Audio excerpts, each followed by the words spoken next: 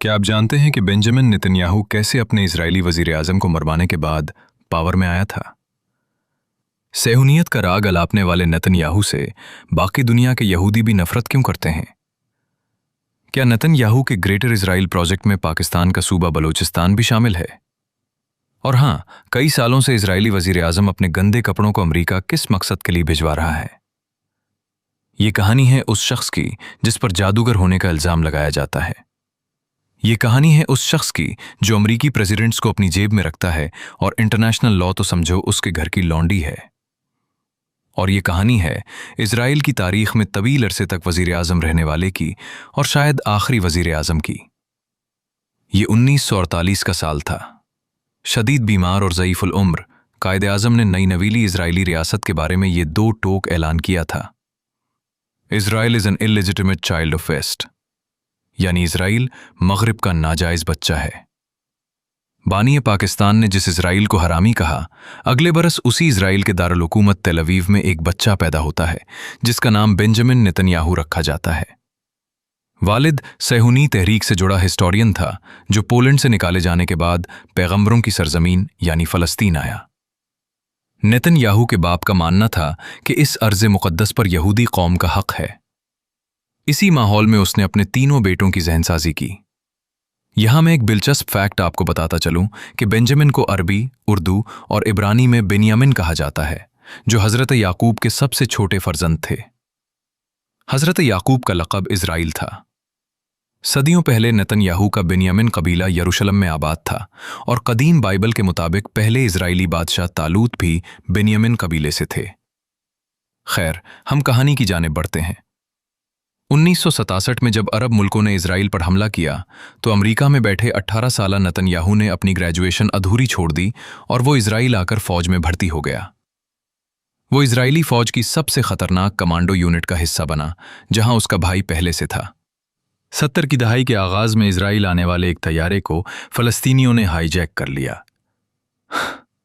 Netanyahu एक जहाज mechanic का रूप धार के तैयारे तक पहुंचाया।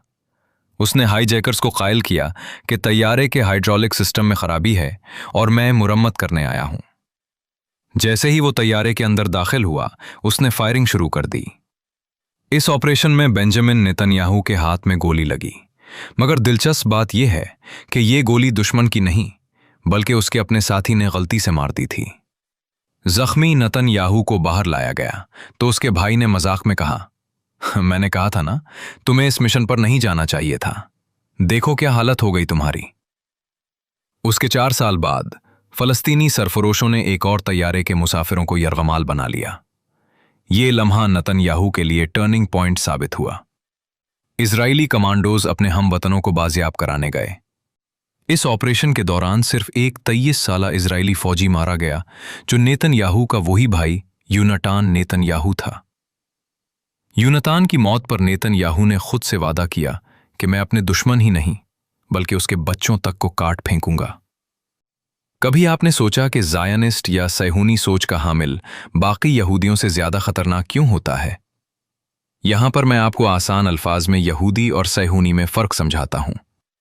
यहूदियत हजारों साल पुराना मजहब है जो हजरत मूसा अलैहिस्सलाम की तालीमात को फॉलो करता है, लेकिन सैहूनियत एक यहूदी मजहब के अंदर से निकली सियासी तहरीक है जिसका मिशन है कि यहूदियों को फलस्तीन में अपनी अलग रियासत कायम करनी चाहिए। यूं कहने कि सैहूनियत यहूदियों की दाइश है। दिलचस्प बात यह है कि बहुत से यहूदी रब्बी सैहूनियत के कट्टर मुखालिफ हैं। नेतन्याहू का बाप सैहूनी तहरीक के बानी का लंगोटिया यार था। यही सोच नेतन्याहू को अपने बड़ों से विरसे में मिली है। आगे चलकर मैं आपको एक यहूदी स्कॉलर की नेतन्याहू के बारे में वो लर्जा खेज पेशगोई बताऊंगा जिसे सुनकर रूह कांप उठती है। वो फौजी नौकरी से रिटायर्ड होकर सीधा अमेरिका चला आया और उसने MIT से आर्किटेक्चर और फिर मैनेजमेंट स्टडीज की डिग्री ली। आने वाले वक्त में उसे यूनाइटेड नेशंस में इसराइल का सफीर बनाया गया। वो अमरीकी टॉक शोज में नजर आने लगा। इसी दौरान उसकी दोस्ती एक जर्मन निजाद यहूदी फ्रेडरिक ट्रंप से हुई।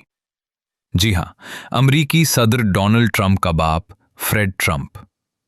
ये 90 की दहाई थी।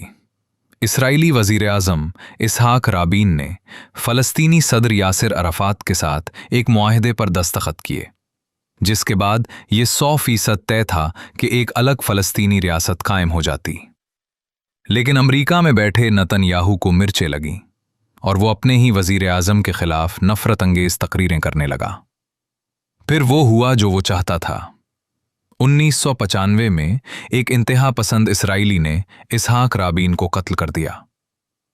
राबीन की बेवा ने आलमी टेलीविजन पर नेतन्याहू को अपने शौहर की मौत का जिम्मेदार ठहराया था।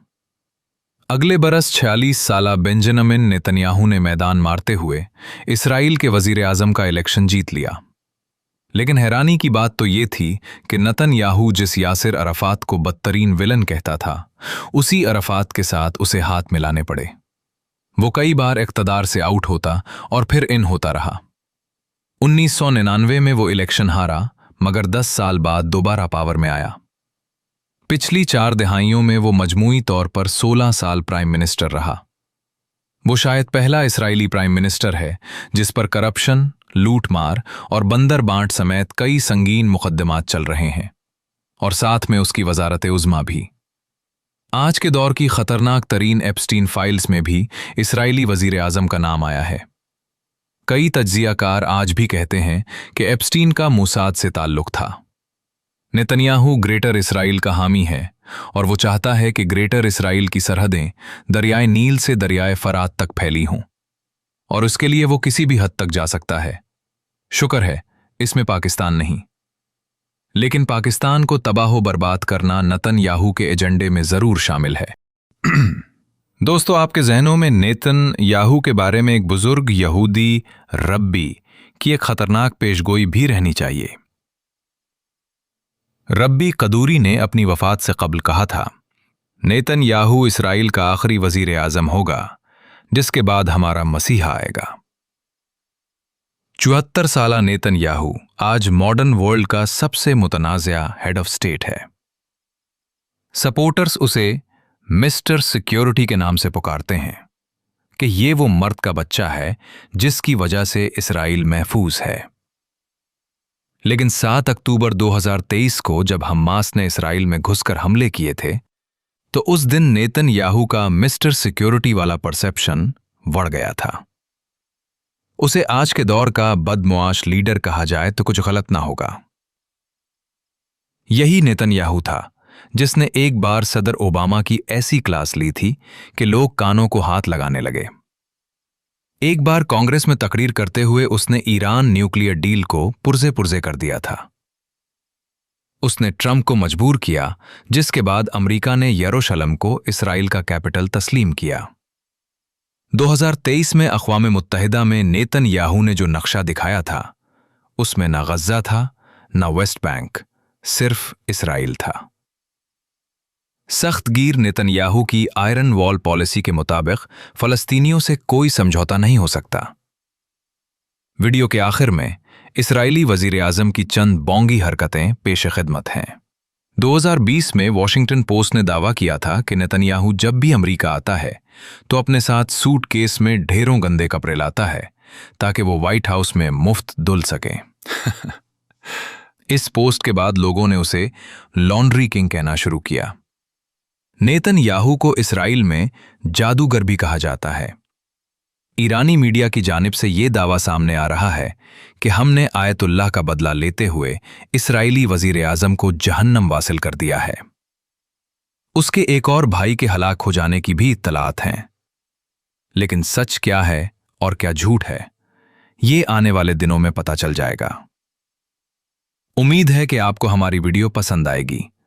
इस कावुश को सराहने के लिए वीडियो को अपने दोस्त, अहबाब और हम ख्याल लोगों में शेयर लाजमी कीजिएगा। मिलते हैं अगली वीडियो में। अल्लाह हाफिज़ व नासिर।